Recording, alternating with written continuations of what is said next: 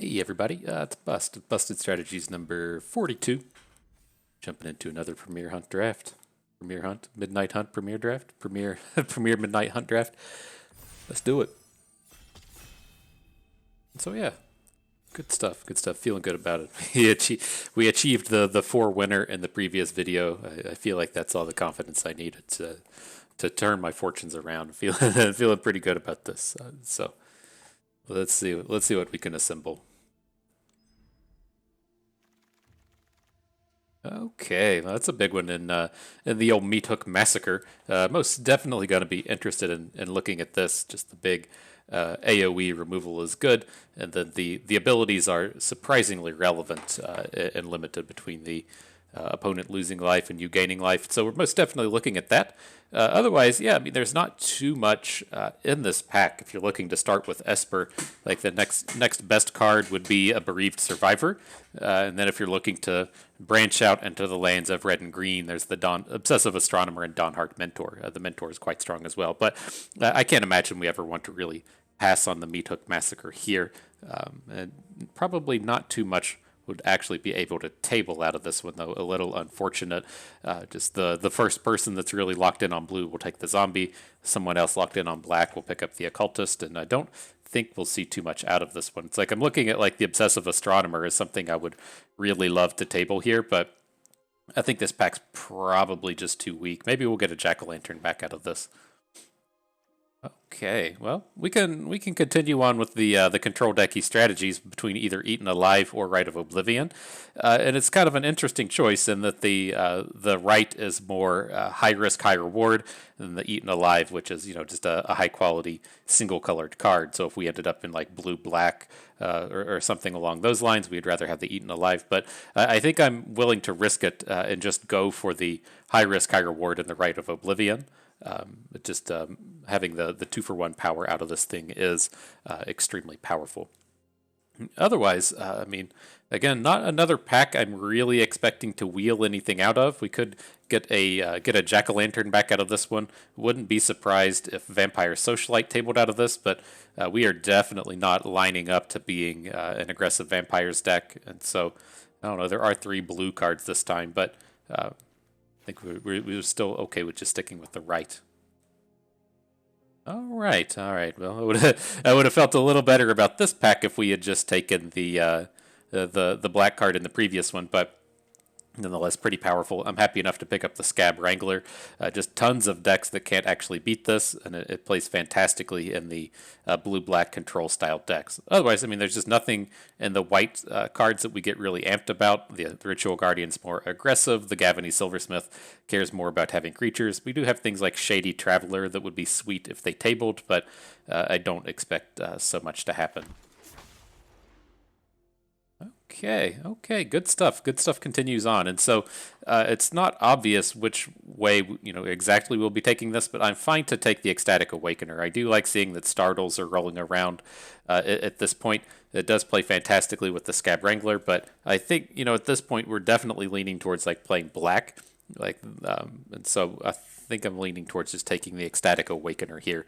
Big old pile of red and green cards here that I want nothing to do with. Okay. Well, I'm happy enough to jump in on the Startles. They play fantastically with the likes of Scab Wranglers. It's just a super strong card on its own. I'm always impressed with how late this one goes in the drafts, but it's fitting right into our themes here.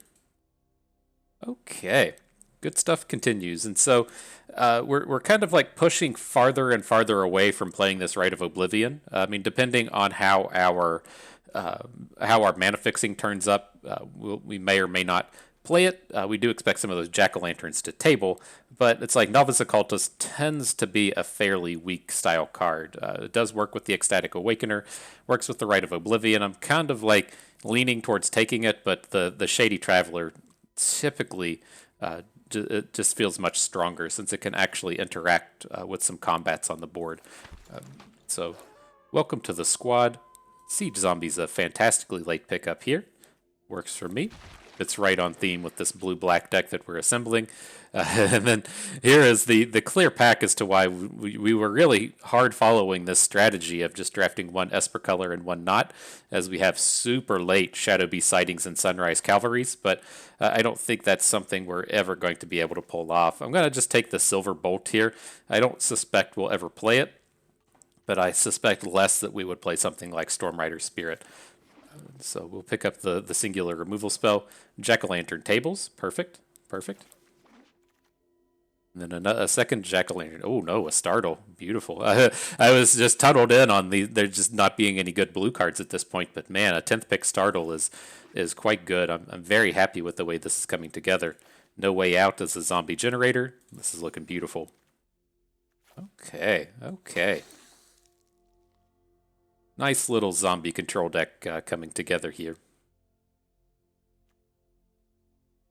Just end the game with a meat hook massacred big pile of zombies. I could get behind that being a thing. All right, 13th pick Jack-o'-lantern, cool. Tapping at the window. So yeah, very, very strong start for us. And interesting pack here. It's like there's the really high valued Borrowed Time, and then the extremely mediocre likings of Hobbling Zombie and Bat Whisperer. If we take a peek at our deck real quick, we don't want to play Silver Bolts. I don't like our actual removal is fairly lacking here. We have the Meat Hook Massacre, of course, but we don't have any direct removal spells. And so something like Borrowed Time will shoot up in value here. I think there's a decent chance, taking cat claws to the face, I think there's a decent chance that we go with the splash. We'll want to take note of any potential terramorphic expanses, just because I don't like playing just kind of the singular jack-o'-lanterns as our removal opportunities. Okay, well, we're going to pass on the removal opportunity and foul play and just pick up the Morbid Opportunist. Fantastic, fantastically powerful card. Works amazingly with all of the zombies. It's one of these cards that if it just sticks on the board, you're not going to lose the game. So, happy enough to add it. And then, interesting here, like, I don't feel like we need something like Blood Tithe Collector. I was just looking more towards the lines of Gale Drifter as being a good game closer. It's cheaper and it has the disturb, so we can get some 2-for-1s out of it. I think I'm reasonably okay with the Gale Drifter as opposed to picking up a Blood Tithe Collector. It's just going to be fairly tough for us to deal damage to our opponents outside of doing something like using a Siege Zombie. So, and as I pick that, it's like I did need to stop and look, and it's like we are pretty light on blue cards at this point. It's something I've been kind of forgetting. Like we could actually look to just switch into being a white-black deck. I'm glad I just like stopped to look at that. Like I noticed all of the pile of cards that we have here. We might actually just be a white-black deck. I mean, the Scab Wrangler is the only like really compelling reason to be playing blue here, other than we want the zombie generation. So we gotta stop and take note of that. I've been really bad about tunneling in on some of these earlier picks. I wish I could go back and look at that previous pack and see if I would change my mind on that Gale Drifter. Okay, so, I mean, if we're going to keep that in mind as kind of potential possibilities here, there is the Lunark Veteran, just a fantastic board stall card. Otherwise, I don't want to play Shipwreck Sifters in a non-disturb deck. And then I'm kind of looking just towards No Way Out, is if we do end up in like the white-black deck, I kind of want some ways to just sacrifice stuff off, but the Lunark Veteran is a very sacrificable unit. So, I think he's okay. Ecstatic Awakener is great here. Regardless of which deck we end up in, the Awakener would be happy enough to be in it. We don't have to go out of our way to take these Phantom Carriages. I mean, we could look to it. We don't have any targets for it, though, which is just turning him into a big flyer at this point. So I'm going to go with the Ecstatic Awakener as the early game play, and then just kind of keep in mind that we need to look towards something that can actually win a game. Ooh, and a Gavany Dawnguard. Okay, well, we can see the way this ends. Pretty well. Looks like these white cards are apparently open. Interesting. Pick up a Chaplain of Alms. Bat Whisperer is okay in this style of deck that we're pushing towards. Interesting, interesting. Not the way I expected that pack to go. I'm glad we didn't just tunnel in on the black cards. Blessed Defiance, I'll take it. I don't suspect we'll end up playing it, but it's something that could be reasonable.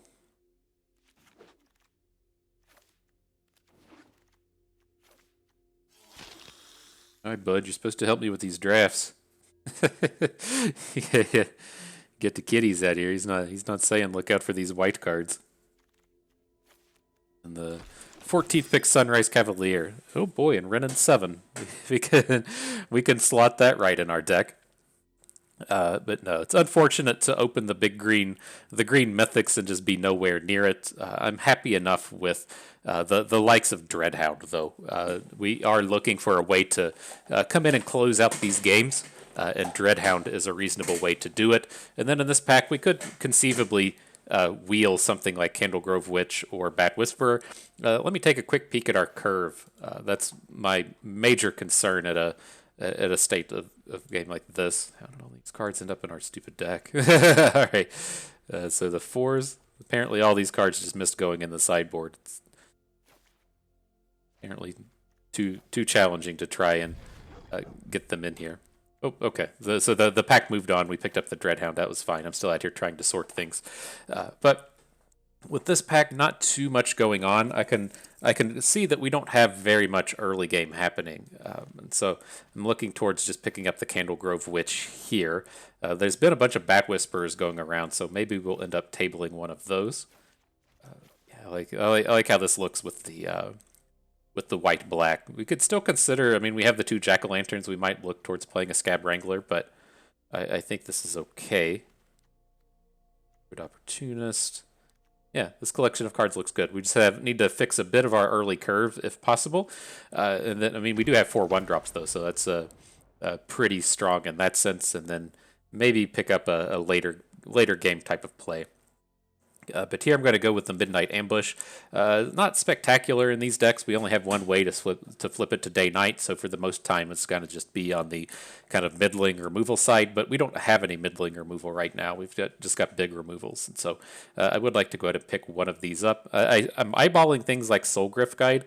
I would kind of like to have one more closer, if you will, so we aren't relying solely on Dreadhound, but I think I'm good to pick up the removal at this stage. Ooh, and then Eaten Alive with nothing else going on in the pack. There's a Midnight Ambush here, but the Eaten Alive is just super powerful. The second one? Say, can I bring myself to take an Arrogant Outlaw over an Eaten Alive? How does our board look here? We've got 2, 3, 4, 5, 6, 7, 8, 9, 10, 11 units.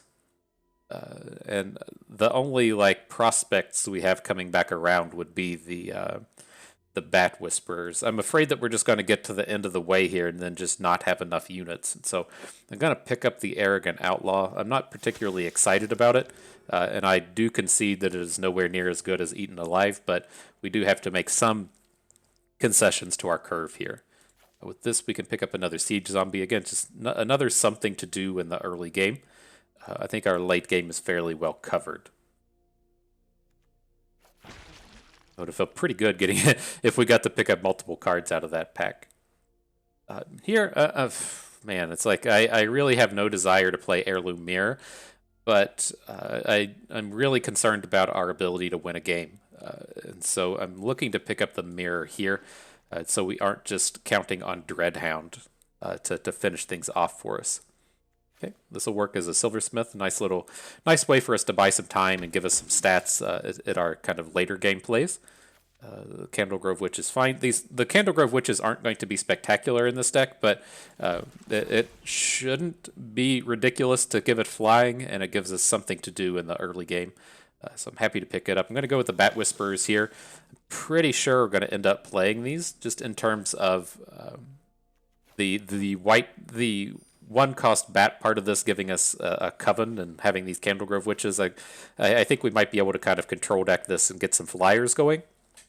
And then my other concern with this is we do need some amount of sacrificable units. I don't want to just have to be like sacrificing off our decent 2-drops like Candlegrove Witch, and it's like we're looking to have to like sacrifice these Disturb units, and so getting this bat generation could be fairly useful for us. So yeah, I don't think we're going to be playing any of the blue package. Where's our jack-o'-lanterns as well? It doesn't ultimately seem super necessary. I think we're going to have enough cards without these. We certainly have enough removal to where we don't need to play silver bolts. And that gets us pretty close to just being filled out on a deck. I don't think there's anything in our sideboard we're really missing. I don't want Blessed Defiance here. Blade Brand do have a singular first striker, but I don't think that's something we're looking for here either. I think we're just going to be like removing a spell. Maybe we remove a Bat Whisper. How many units do we have? 16? We could certainly drop a unit here. We have 17 if we're going to include the Heirloom Mirror in that count. Like, do we think we could ever, like, my main concern with this deck and why I'm kind of looking to play the Heirloom Mirror, like, I concede this card is not very good. I have a lot of problems with this card. The main one being it takes all this time to really get going, and then it just comes into play flipped, right? It's tapped, and so you have to really put in a lot of work to get this going. But my ultimate concern here is, like, if an opponent kills our Dreadhound, can we still win a game? And that's fairly tough, right? We're just counting on like potentially like the flying tokens that we're getting from like Bat Whisperer and the Candlegrove Witches, and otherwise like we have a big pile of removal spells. We can kind of work towards it, but worry about it. And then one of the things that does give it a bit of a boost is we have Meat Hook Massacre, and so it does give us something that we can kind of like put on the board and invest in a little bit, maybe AOE off the board, and then still have like a 2-token fiend or a 2-token mirror where we're able to flip it the next turn. Like I'm kind of like convincing myself that this is going to be okay. So I think that's fine. I think we can look to remove either Arrogant Outlaw or a single Bat Whisperer. The Outlaw, it's going to be a little tough to activate here in the early game. So I don't think it's going to be a real necessity. And then we do have a big pile of early game plays. So I think it's fine to pull it out. Yeah, after that, I think I'm pretty okay with this. I think this looks good. 17 land. We've got some card advantage engines and the Dawn Guard and the Opportunist. We can hit Covens with. We have a lot of 1-drops actually. It looks like it's going to be more challenging to hit a 3-attack unit than a 1. But I think this is okay. I think we can handle these Candlegrove Witches. Removal looks good. How many removals do we have? 1, 2, 3, 4, 5. And a half, 5.5 to 6 with the Rite of Oblivion and the Meat Hook Massacre. Yeah, I like it. Let's get to battle. All right, I am pretty glad that like somewhere in there, like I think our deck still looked good as like a blue-black deck where we just had the Scab Wrangler and the Startles and lots of good usage out of that. But I'm pretty glad at some point in there we said, oh shit, these blue cards are just not here, not available. Alrighty. Reasonable start. It's got a curve and things to do.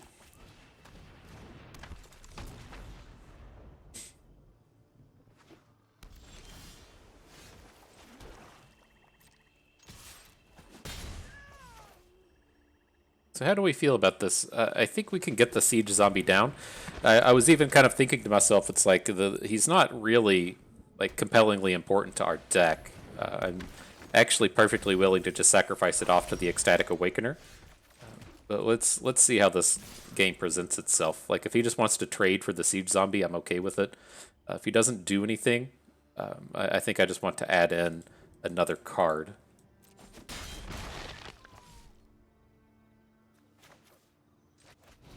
It's not the most compelling place to be playing a No Way Out, but I want to get the zombie token on the board and then be able to sacrifice some stuff next turn. Boy, just discards 2 Disturbs. It's probably about the worst No Way Out we're going to be seeing here.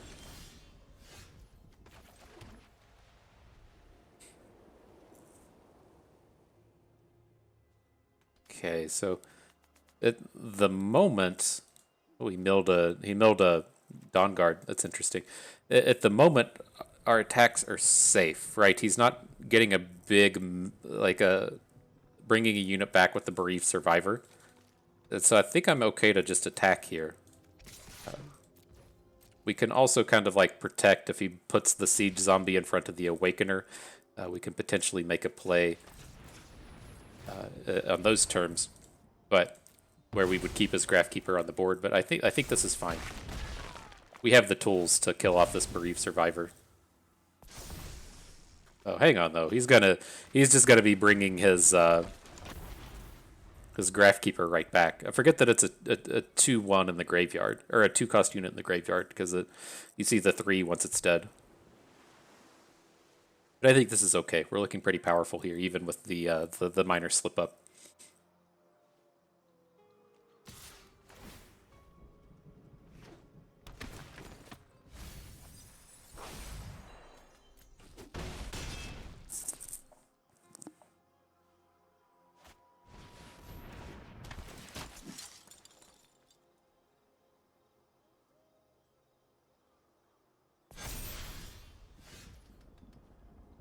Alright, well,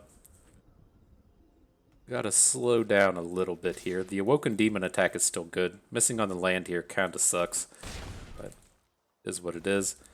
We again, like, don't have to kill the Dauntless Avenger, but we probably want to.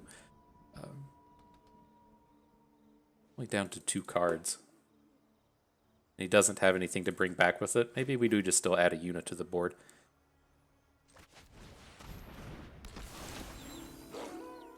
Continue to be the aggro here. That's tough. I mean, he can come up with ways to like mill a 2-cost unit into his graveyard, but I don't think it's too compelling as a worry.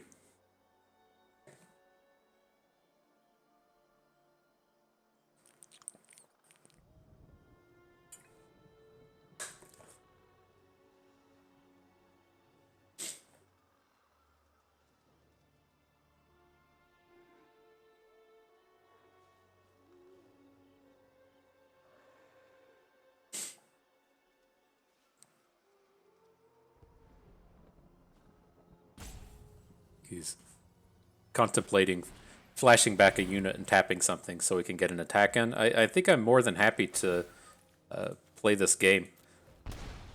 So if he wants to attack with everything, I think it still looks pretty good for us.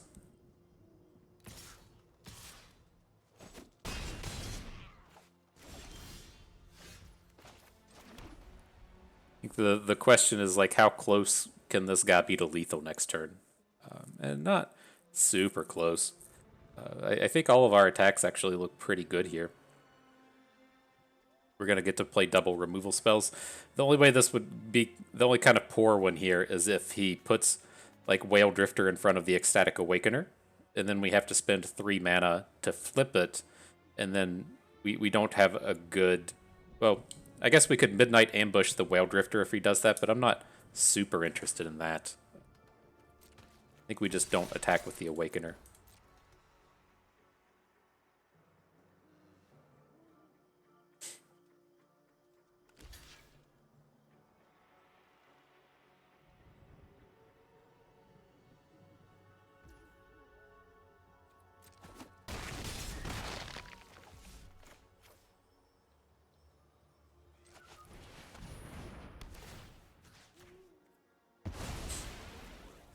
Okay, and then I'm going to wait on the Midnight Ambush. If he gets aggressive here and attacks with a bunch of dudes, and then we can potentially kill off one of his only remaining blockers. So I don't think this can block ground creatures. It can't, but if his idea here is to like get an attack in with some of this stuff and then follow up with a Morning Apparition, then if we're able to say kill the apparition on his turn, we have potential to take advantage of his aggression. Doesn't look like he's really intent on attacking, but good stuff can happen in that way.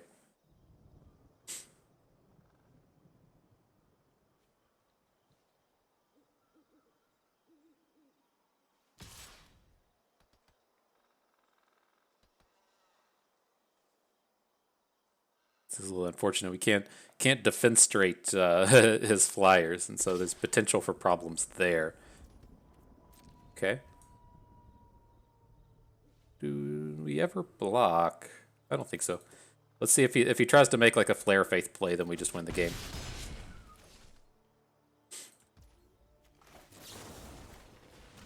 There we go. Played out to where we could get the removal on his only blocker. He has to have like something here.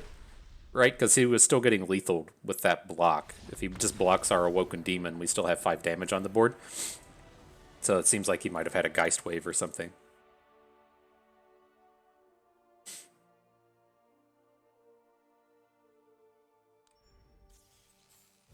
All right. Mark it a W. Carry it to the judge station. gotta get back in that. It's been too long since I've carried a result slip to the judge station.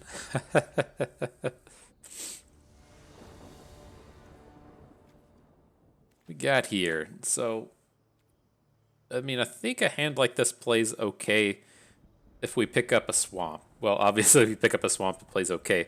But what do we think if, like, we start to fall behind? Can we catch up enough with Meat Hook Massacre? There's potential for that. I don't think this is a keep though. There's just too much potential for a hand like that to go wrong. Keep this one, send off the Bat Whisperer. Okay.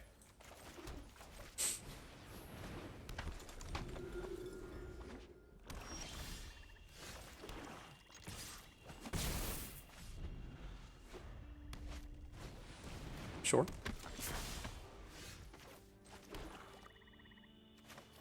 Kind of want to get the mirror going. I think I dig it.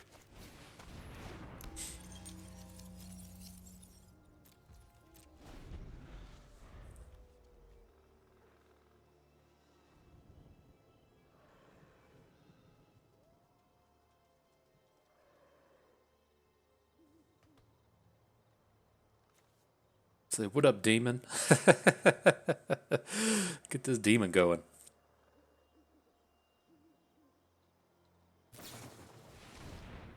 Oh, he's cycling? Wow. Wow. I mean, I would assume we're kind of facing like the red-black control deck here if this is the way things are going. Novice Occultist is far from being an aggressive unit. So, burn the Accursed and Bat Whisperer. Yeah. Oh, you can only do this when you can play a sorcery? God, this stupid-ass card. Stupid-ass card. So we missed out on one.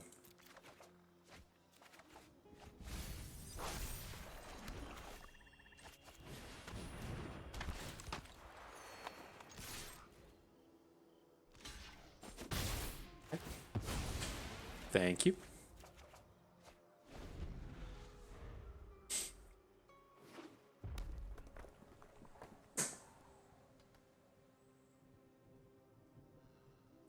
No way you've gotten this far into Mythic and not know what Morbid Opportunist does. I'm really surprised he made that block and let us draw the card. It's very strange. Sure.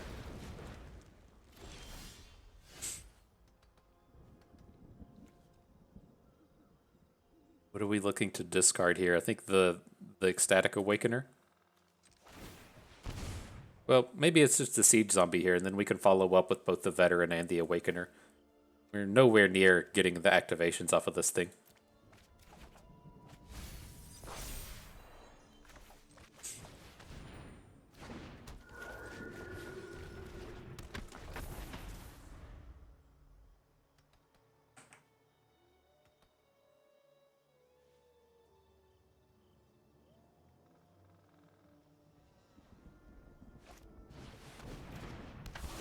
Okay. Can deal with that.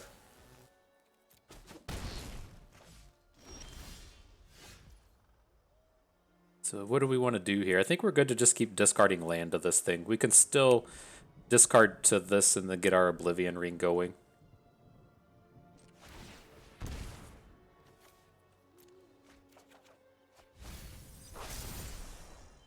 Now we got Dum out here tapped.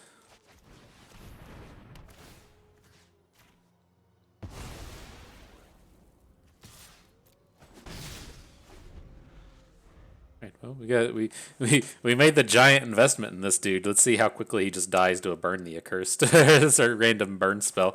Not expecting too much out of him. Yeah, that's fine. Poor guy. That's ultimately why I don't like the mirror. Not so much that he just played a removal spell on him, but in terms of uh, he's tapped for the turn, so you don't get the opportunity to get any value out of it.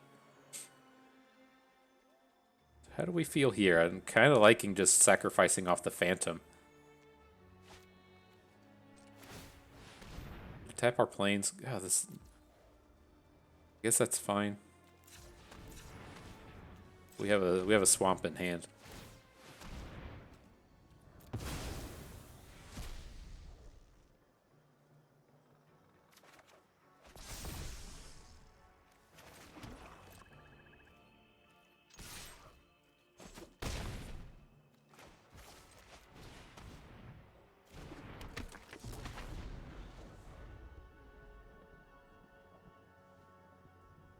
At least kind of got that demon thing was there with the candle, whatever. Is pretty problematic in terms of our opponents having not a zombie, right? In terms of like the Dreadhound, if the opponent has the Dreadhound, just able to kill our thing, it kind of sucks.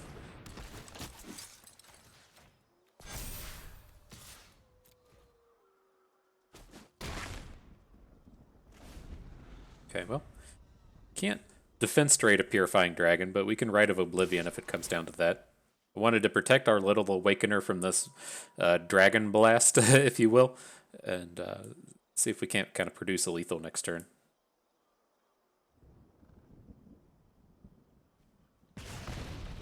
It's gonna get him with a Neonate's Rush. Or does he just have to pick something?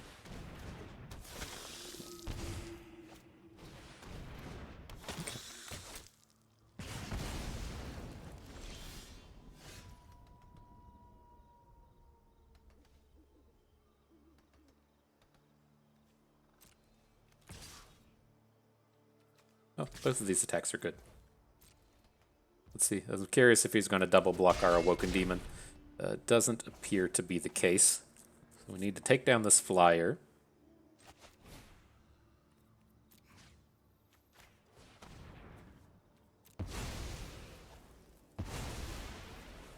I want to get another bro on board.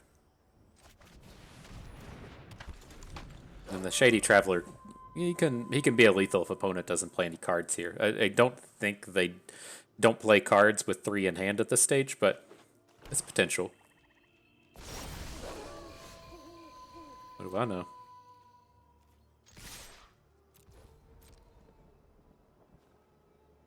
He's got Menace, the Stalking Predator.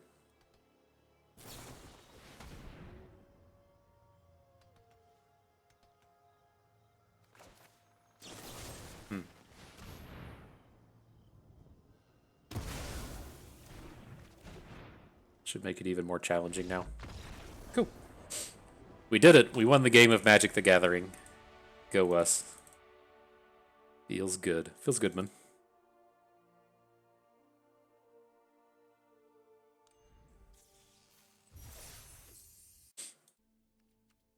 All right. Round 3 begin.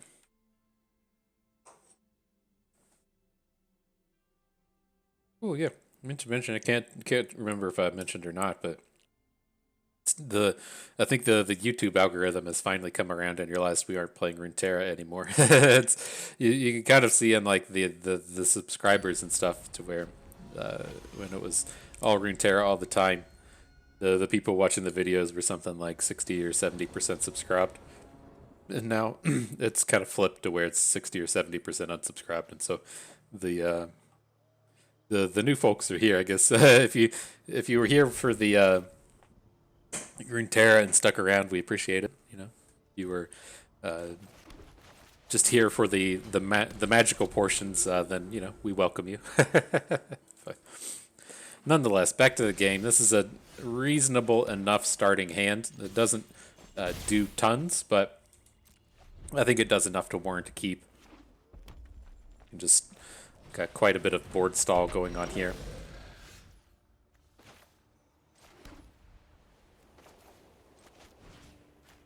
I'm just going to go ahead and spew off the No Way Out. I'd like to continue to play on curve and ideally be able to attack next turn and get this bat token into play. So second time they had 2 flashbacks. It hasn't been the most compelling early game sacrifices here, but or the early game discards, but I think it's been fine.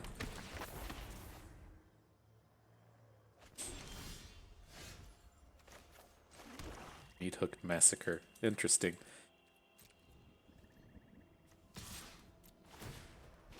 I don't think he ends up blocking here, so we don't have to swing in with the veteran. Now we get our bat down.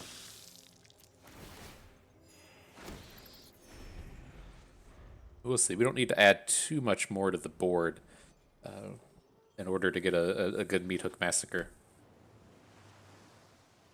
One could argue that we're even ahead on board here, so we'll see. We'll see if he comes into play. Definitely need to get it up to being like 4, though. I could see it being quite good once its opponent gets the Castigator on board. So what's his play here? His play looks like it would be a Startle. If we're really gonna look to like lean into this Meat Hook Massacre, I'm fine with just coming in and getting some like double blocks, but not sure of the necessity of that. But it definitely feels like we're about to get popped by a Startle. So I think a block like this is okay. Maybe we keep the token and just do the veteran. Then if he just kills our veteran, it's fine. This definitely reeks of a Startle. Stolen Vitality's fine.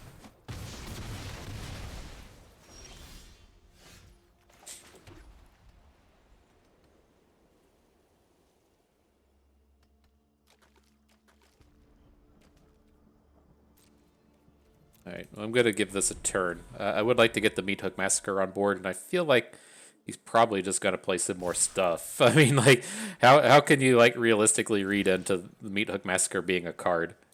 So let's at least just go ahead and get a block.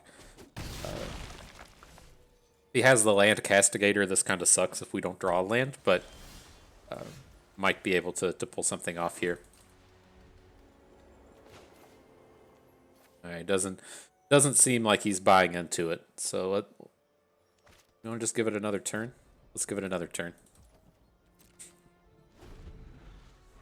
Let's take us down to 9 here.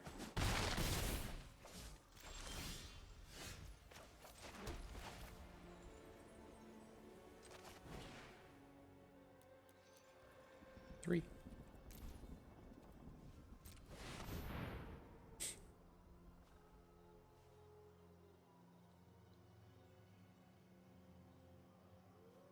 Looks like it might be fine. He's highlighting his graveyard card, so it doesn't seem like he has a counter spell, but let's see. Electric Revelation, sure.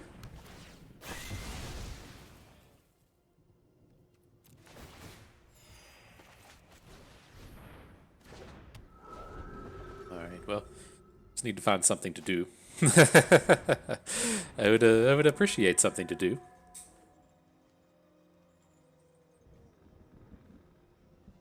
Got a big old pile of cards in hand.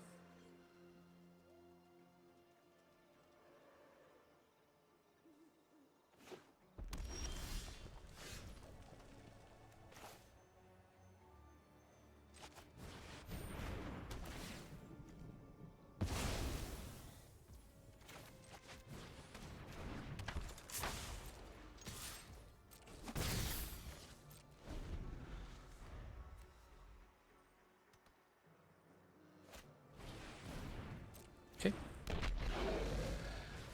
Sure.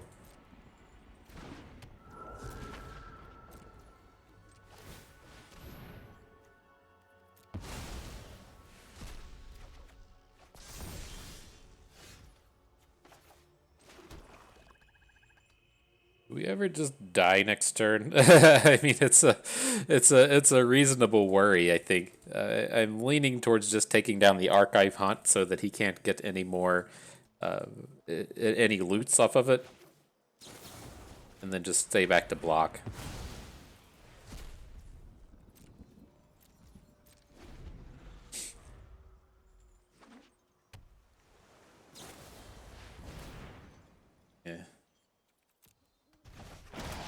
That sucks.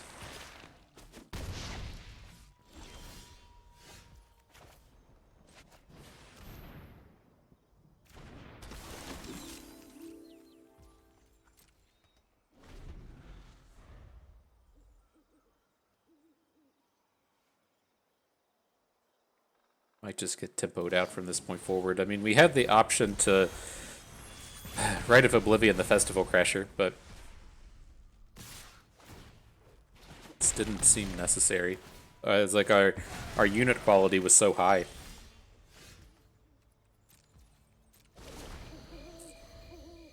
Maybe we can get him here with the defense straight.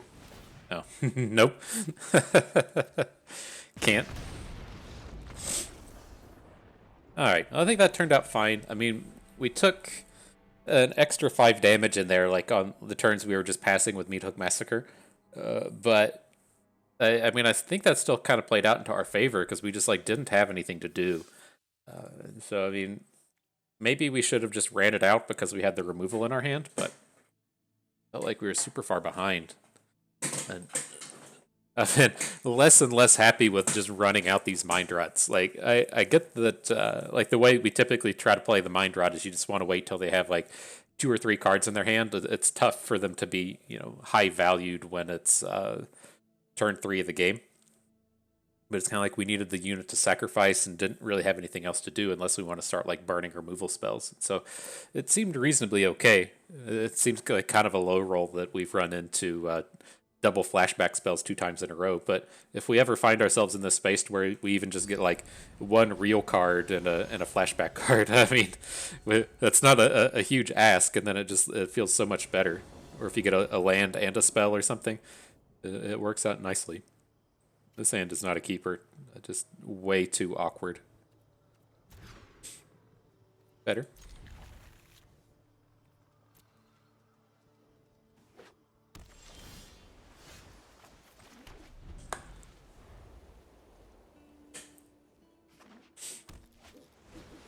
Sure.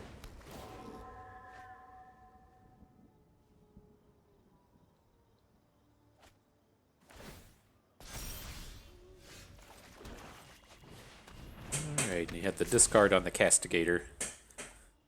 A lot of Disturb today. Makes me wish we were playing those, playing the Jack-o'-lanterns, just to have a little bit of value, a little bit of a way to interact with the graveyard, but it is what it is.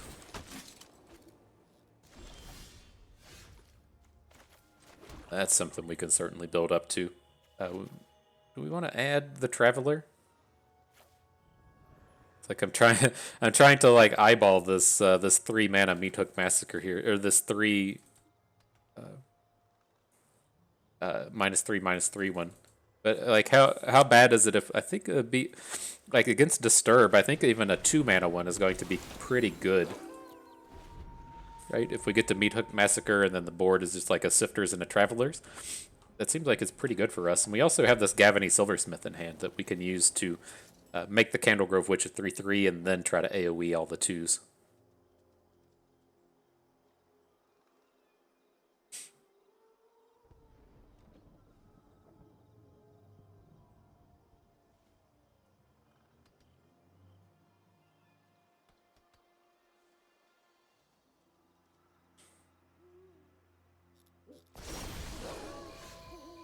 Interesting.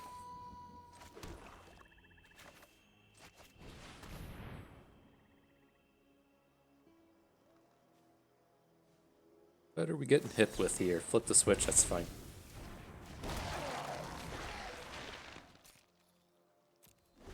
Alright, well, I don't want to just trade the Predator for a Shipwreck Sifter. I think the same kind of things still apply here. I mean, that was going to be really nice if we had the 3/3 Candlegrove Witch, the 5/5 Predator, and then the 2/3 on board, so it would be Covened, and then we could kill off all the 2s with the Meat Hook Massacre. But can't have it all, I guess.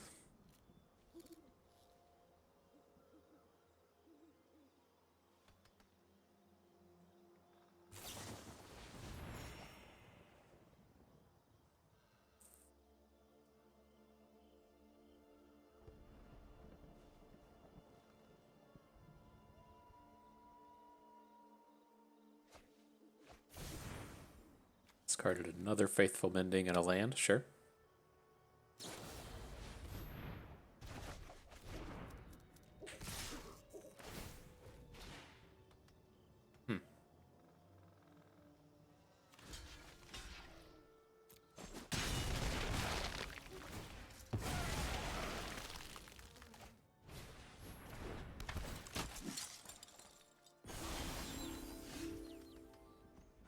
Fairly awkward draws here. We really need that 5th land.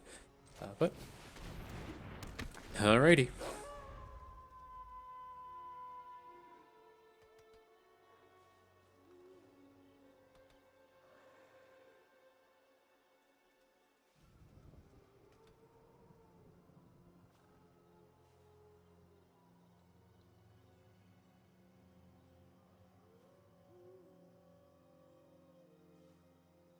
But I mean, if we draw a land here and then get to pass, we have some real potential to get, again, like another big Meat Hook Massacre. If we have the 4/4 Shady Traveler and we can kill all the 3 health units.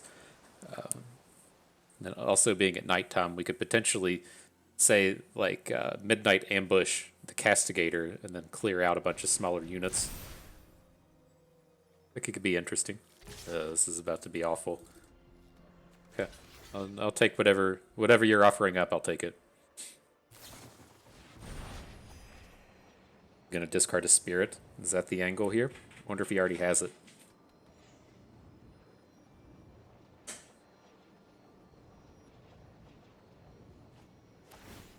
Yep. Okay. Oh, not having this land is painful.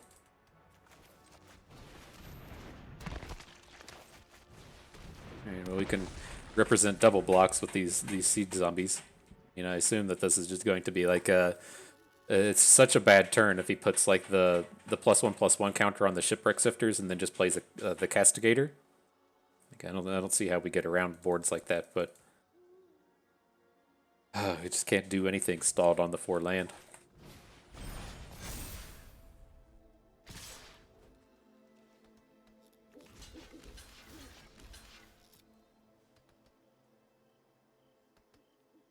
Gonna get us again with another Disturb. Oh boy.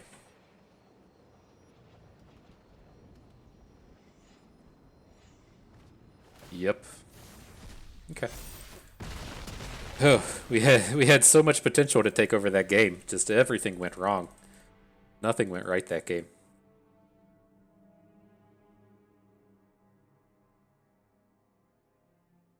Could have been a little less greedy there, but it seems like when we have the tools to take it over.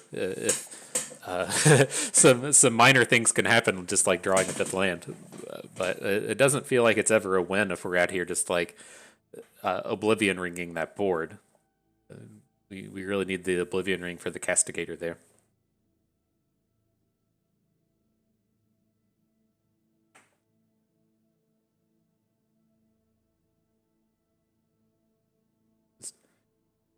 Never pieced together that turn to where we're able to like play a unit in the Olivia or play the big Meat Hook Massacre.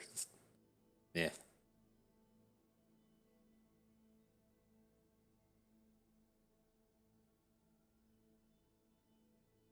I'm just curious in terms of those faithful mendings with the Shipwreck Sifters,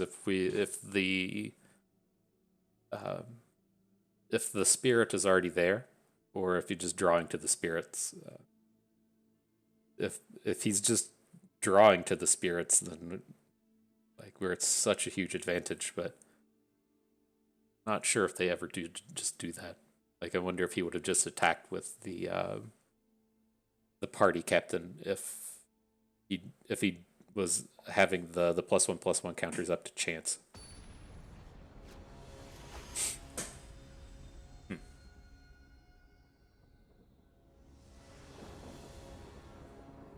Alrighty, well, what do we got here? I think this is a keeper. If we, pick, this is one of these hands where if we pick up a land, even if it's a plains, we still have a lot of power between the Witch, the Borrowed Time, and the Dawn Guard, and then it just gets much nicer if we hit a swamp somewhere. So I think it's okay.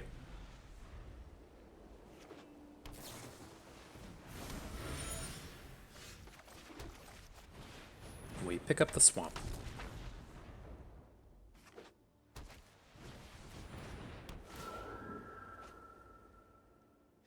So much disturbed today.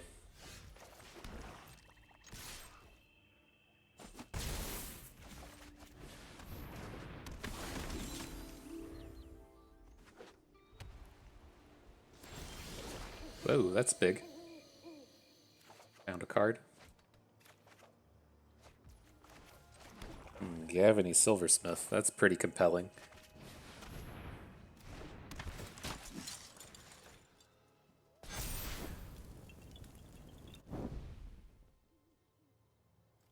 That Silversmith last game would have been so good. So good last game if we had been able to assemble that board. That was a pretty powerful, pretty powerful flip the switch in the last one. But it just feels like we are super far ahead here.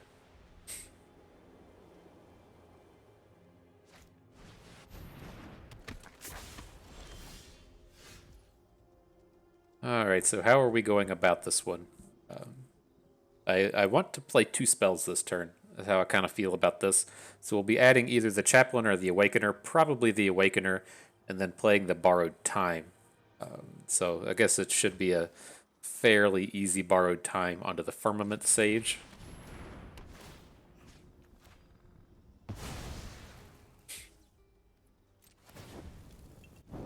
All attacks are good.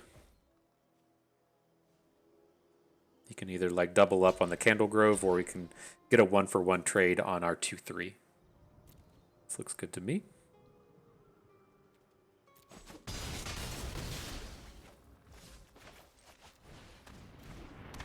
And we flip it today, get the card draw.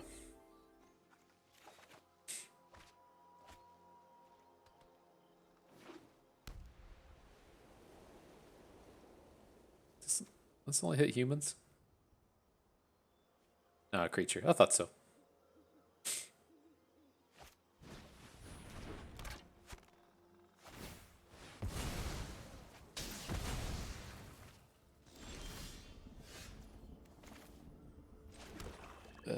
Can we lethal this turn? I think we're a little short.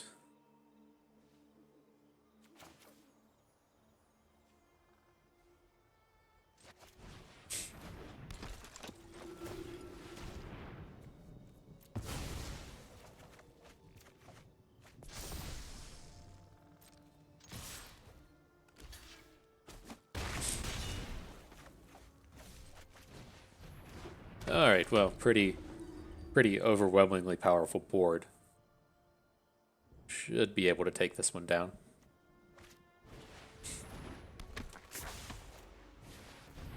Okay. Got him.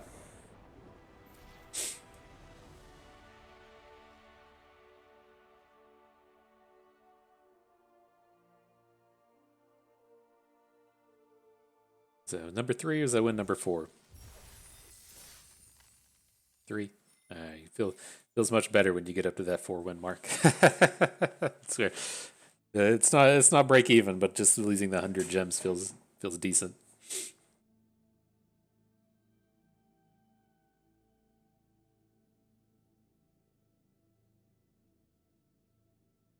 I don't know about you all, but I like to feel decent. How's your day, man? Decent. Seems better than going, hey man, how's your day? Fine. Say, shit, don't bother me. But decent though, decent. That sounds pretty good. Okay, so what do we got here? No early plays, but we would have like 3 draws at a 1 or a 2. And eaten alive with 2 units we don't want to eat in a midnight ambush. I think I can keep this. Pick up like a single early play, this hand starts to look pretty good.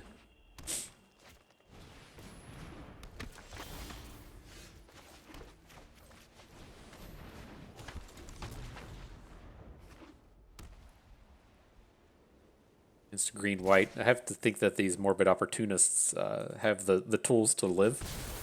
You know, it's very tough to kill a morbid opportunist for green-white. They kind of have to use a duel for dominance. So This should be enough to kind of just shut down their attacks from this point. And if we're able to, oh god, he's got the duel, doesn't he? The Timberland Guide plus the duel for dominance.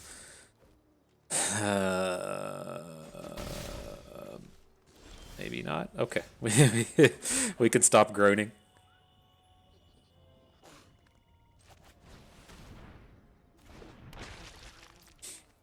All right, I feel a little bit better now.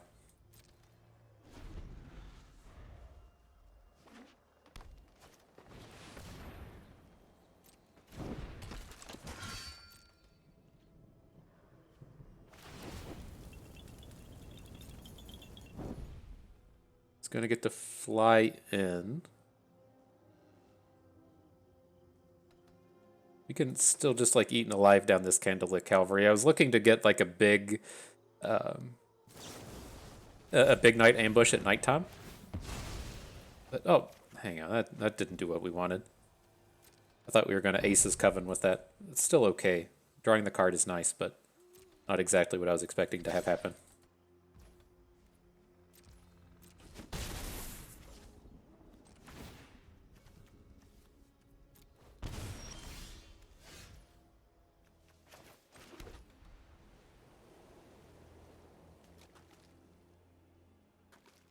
We want to ping with the siege zombie. No, we don't need to do that. We can no way out this. This is where we're going to have the good no way out. So no way out here. It's going to generate a zombie for us. Sacrifice off the zombie. Draw some more cards while we're at it.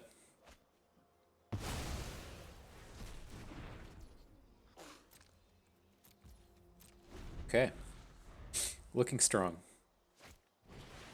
Sure.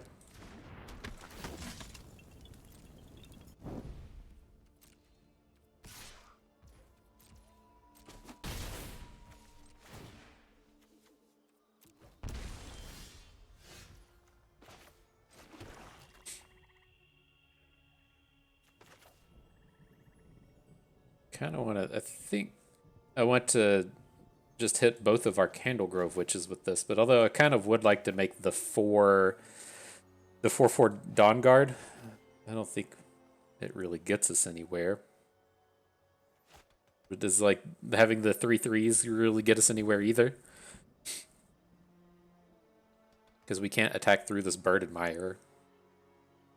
It just does kind of feel like we're gonna be going into night next turn though. So let's add the Dawn Guard.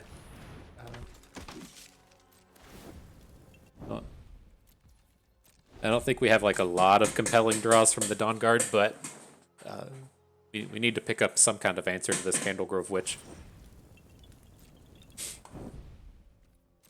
So we're looking pretty dead.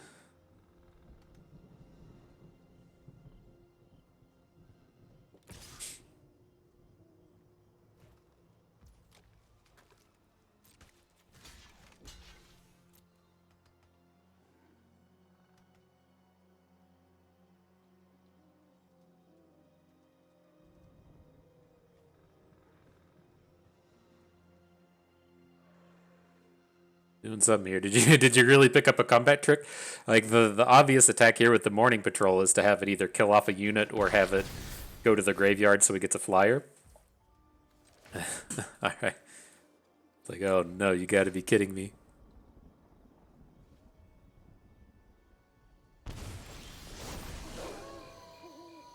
Alright, so we go to night. There's the Rite of Oblivion that we needed. Neither of these are particularly strong, but pick up the Chaplain of Alms. It has the potential to go to the graveyard, I guess. Oh, defense rate. Perfect, perfect. How do we get ourselves out of this?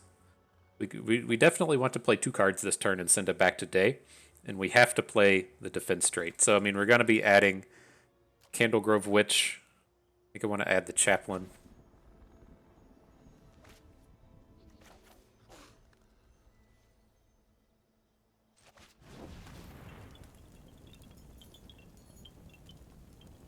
This is what I'm going to do. I'm going to add the Witch. I'm going to add the Chaplain. I'm going to set the stop on their upkeep. No, we shouldn't do that. I was going to say, I want to set the stop on their upkeep to try and kill this Candlegrove Witch, but we just die that way. It's also kind of interesting here in terms of he doesn't have a Coven, but we are about to switch it back to day. Duel for Dominance is our opportunist. Okay, that's serviceable.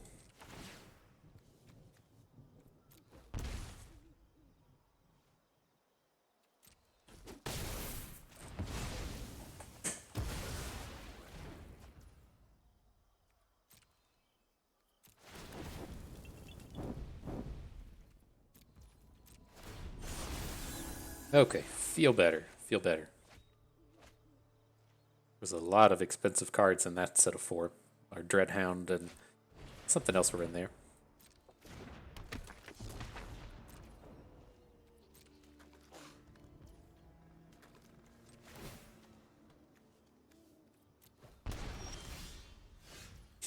Borrowed Time. How greedy do we want to get with the Borrowed Time? I think I'm ready to just, well, I'd like to go all in, but we have a turn.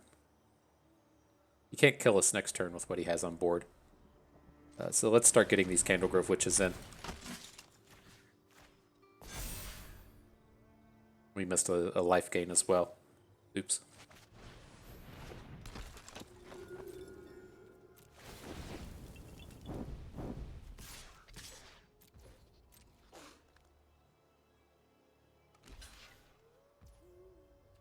All right. Well, we definitely ahead on board. We also getting to the point where we want to like start attacking with Chaplain of Alms.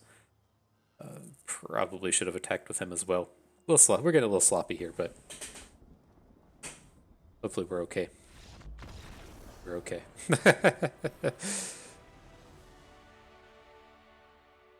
All right, we got to the 4-win mark. Always feels good. Feels good. Like I said, I mean, we aren't playing against the bottom. Like I know one of our wins was against like a platinum, and one of our wins was against a guy in diamond rank still. But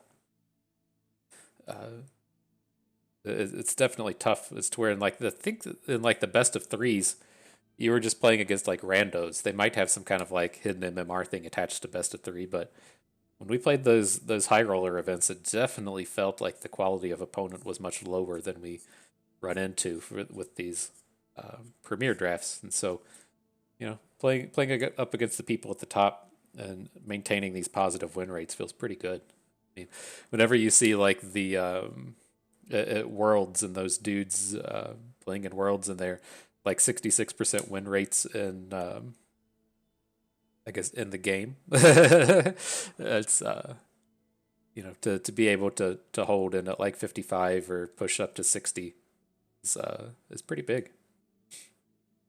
So gotta take our victories where we can get them.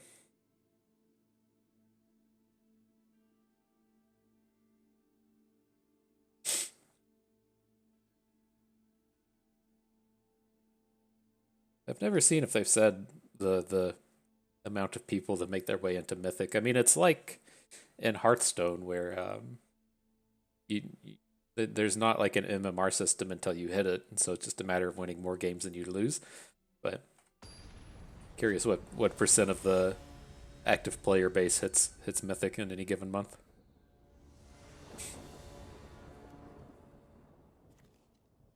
All right, well, that's a curve. Serviceable units. That's all I ask of my units is to be serviceable.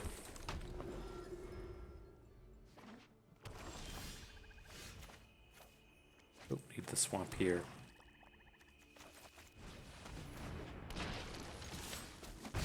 Aggro.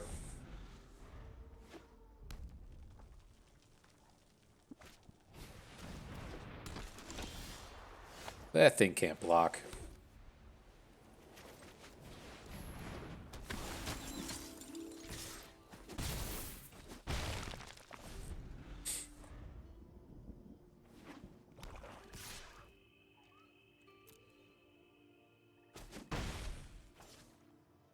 All right, well, looks like we've been putting together a big tempo draw. I say seems like a lot of his removal has to just be garbage here, as he has to face our Dawn Guard and our Chaplain of Alms.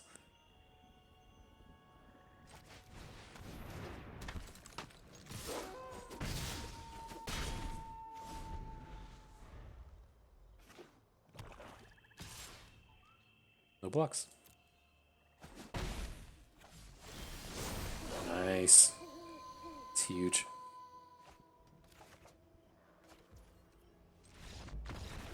Got him.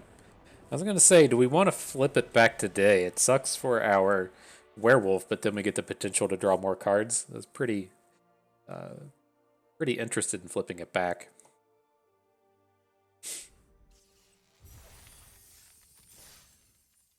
All right. Plus 100 gems. Woo, woo. How do you become a high roller? Plus 100 gems. Ooh, get them stretches in. Feeling good, feeling good.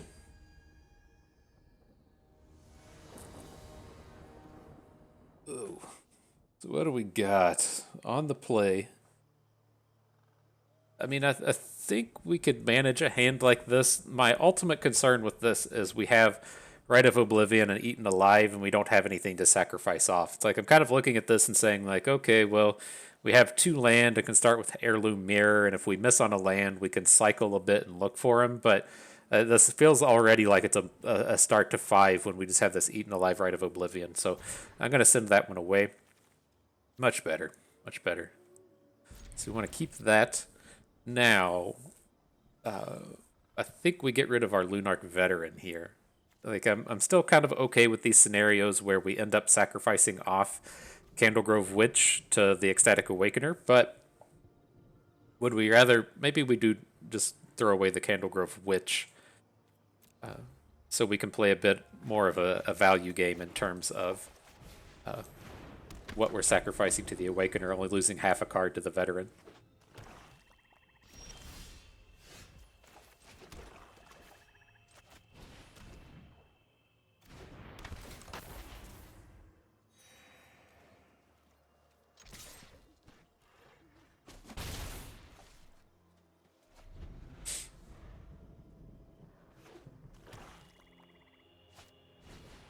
Okay. The aggros continue. So, how aggressive do we want to get with this? I don't think I want to just like run out our Morbid Opportunist. Just playing against the black deck here is probably going to run into issues with just eating their first removal spell. So I think I want to get our demon going. Recover a bit from that mulligan.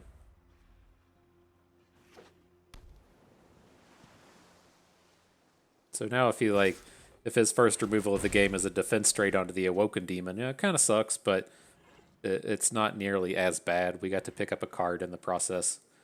Just highlighting him. I'm going to say what it kind of feels like is happening, but nope. Hey.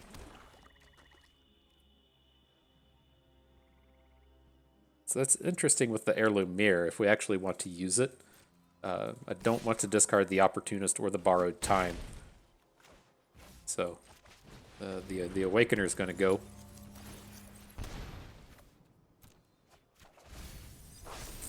We did remember this is a sorcery now. Didn't mess it up this time.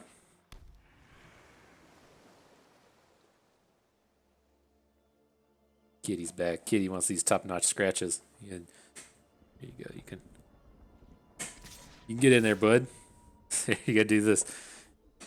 What up, bud? What up, bud? He's not like that. not a fan of when that happens. Meat Hook Massacre. Interesting. I mean, I don't. We can't just run it out here. He has that Vengeful Strangler that's going to be problematic. What do we think? I mean, well, I guess this is as good as it's ever going to get.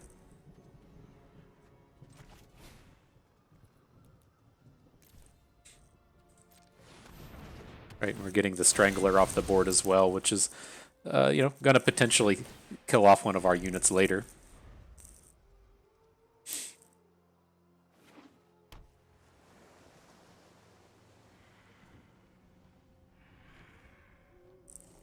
More pets, bud. That get you the pets.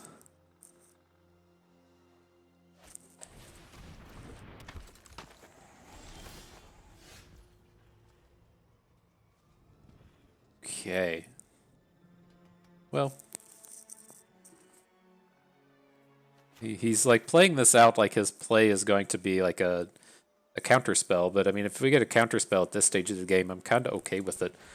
Let's just run out the Bat Whisperer and see what happens.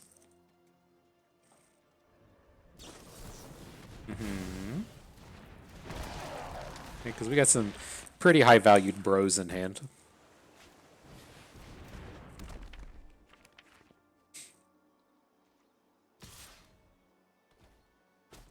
And I'm not excited about playing Borrowed Time onto the Tome, but I think it's a necessity here. I don't want him just sitting around drawing a bunch of cards the rest of the game.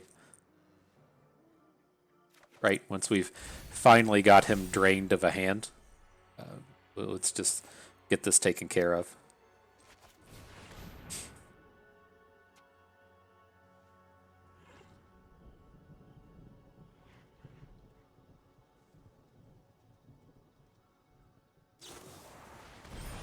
Yep.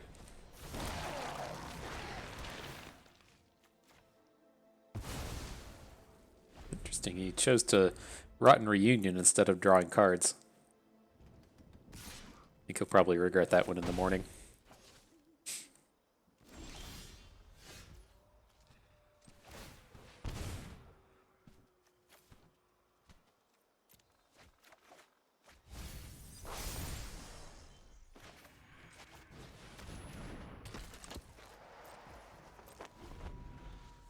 Alright, we got a pretty powerful position now.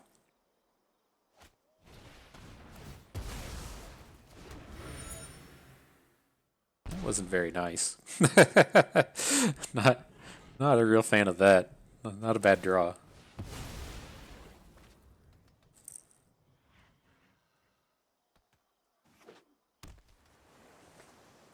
Yeah.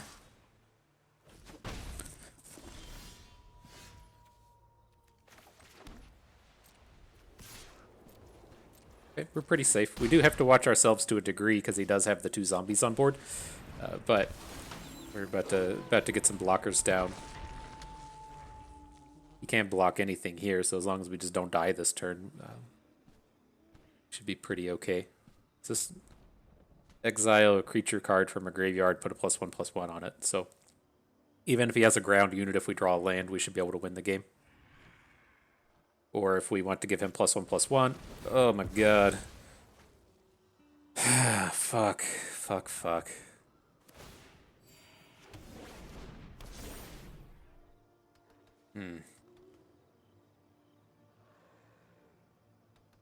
Still win the game? What do these things do?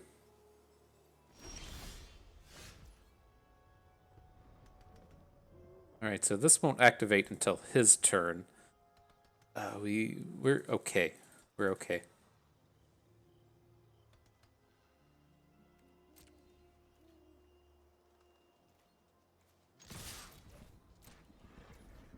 We can let it go to nighttime and then midnight ambush the fiend.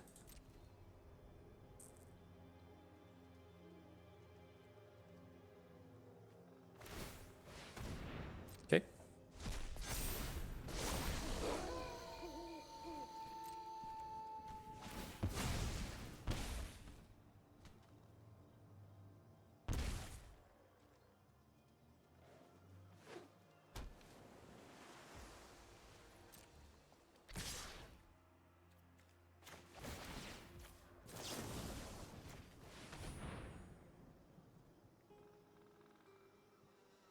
Ambush him, Olivia.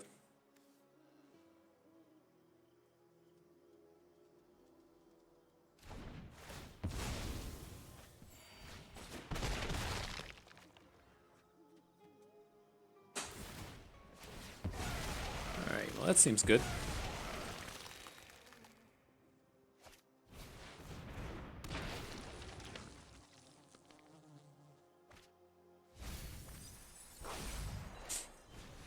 Ghoulish Procession. Okay, so we win. Oof. Thanks for the help, bud. We did it. We did it.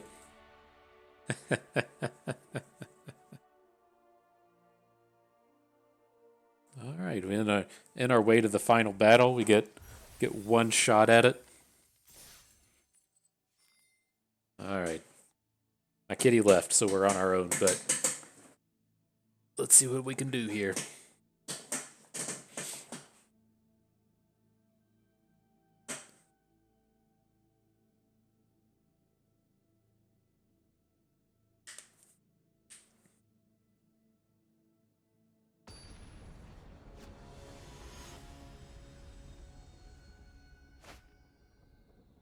Del Rage. That was a card, right? Hang on. Forget what that one was. Something from Mercadian Masks. What do we got? I think this was a real gem. 6/6 trample for 7. You may sacrifice 3 black creatures instead of paying its mana costs. Huh. Interesting. Alright, we'll keep this one. It needs a bit of help, but I think it's too good to pass up. Del Rage. It seems like one of those cards now that would just be in some kind of combo deck. But if you didn't play during Mercadian Masks, it was one of the worst blocks ever. Intentionally. It was right after Urza's block, and Wizards made the decision that they needed to power down the strength of the format, and so Mercadian Masks is what we got, and it was super weak. And then it also led to some of the dumbest formats of all time. We had to play block constructed with Mercadian Masks. There was like one deck that was good. It was just leagues and leagues and leagues above anything else in the format with the Linsivy and the Rebels archetype. But kind of interesting. Like I kind of went on autopilot there for a second because I was talking about Magic history, but curious about what opponent's hand looks like where they don't have a 2 or a 3 drop. We should have been worried about a Bounding Wolf there. Probably not attacked with the Lunarch Veteran, but they must have some kind of like interestingly weird hand to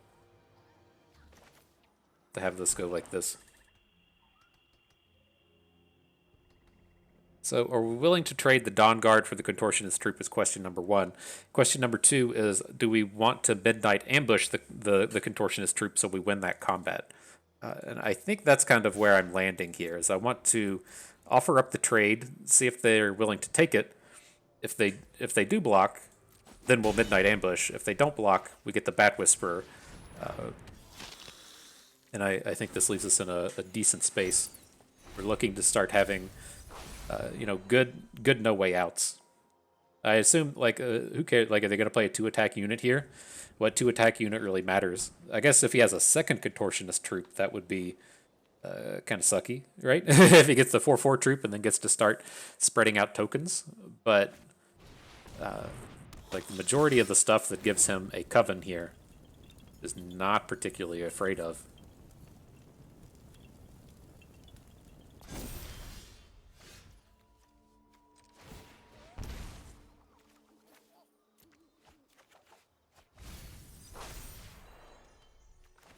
Okay, let's add one more land. And then I'm going to go to nighttime and Midnight Ambush this Dread Knight. Then we can flip again next turn with the No Way Out plus another card. Hopefully. We're getting our card draw here. Should probably pick up a unit.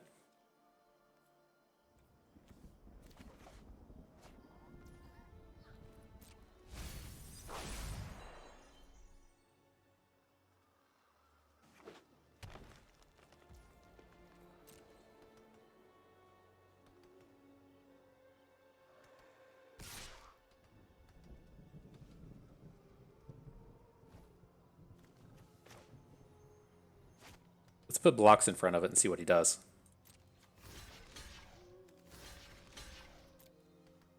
I wonder if he's getting to spend like a combat trick here. That would be like insano huge value. Okay, well, it gets the job done.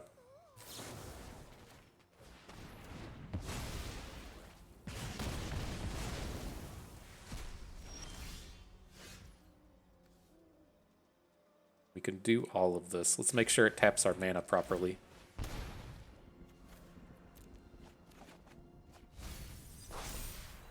Lost out on the old Meat Hook Massacre. But don't want to offer up the trade with the Dawn Guard anymore. We're going to be drawing a card with it next turn. That's too good to pass up. Well, probably drawing a card with it next turn. We'll get a shot at it.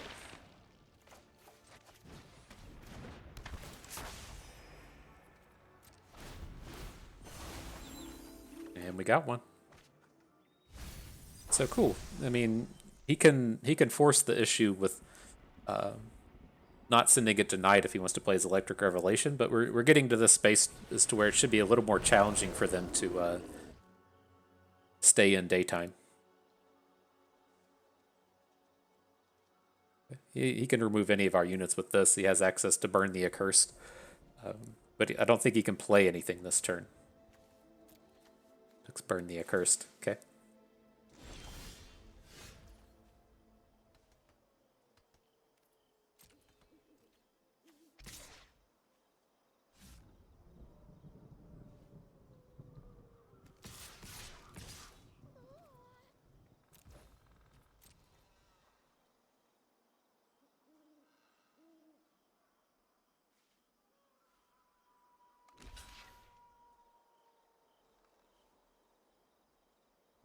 We ever want to keep the zombie token and then just sacrifice off the Lunarch veteran so that we can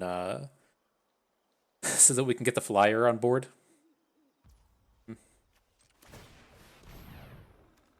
So we should still be getting pretty decent health value out of this veteran.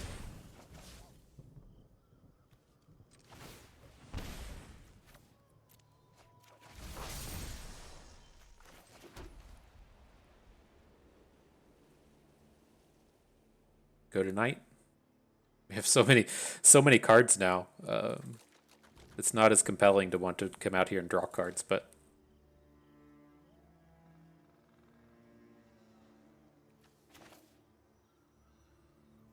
okay.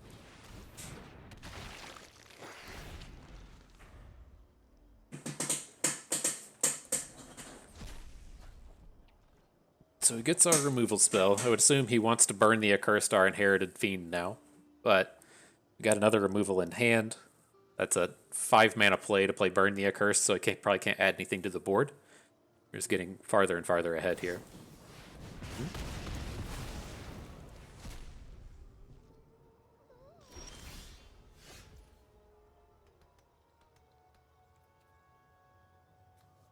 Whenever a creature dies, yeah, so we should get this on board first.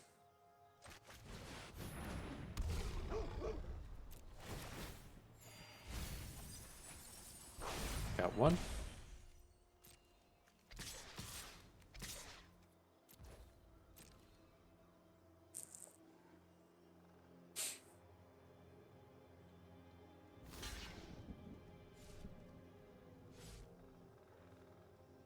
So we're tapped out. You probably just want to block with the troop if you're doing it that way. We want to kill off the Death Bonnet Hulk.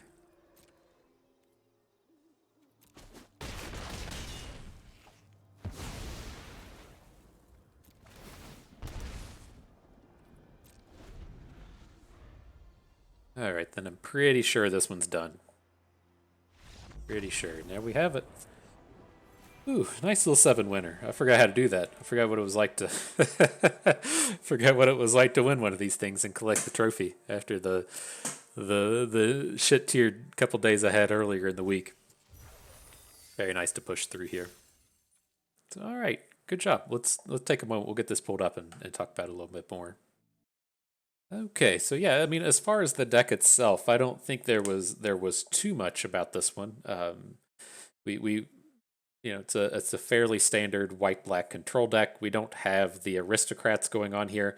This is just, you know, kind of good cards control.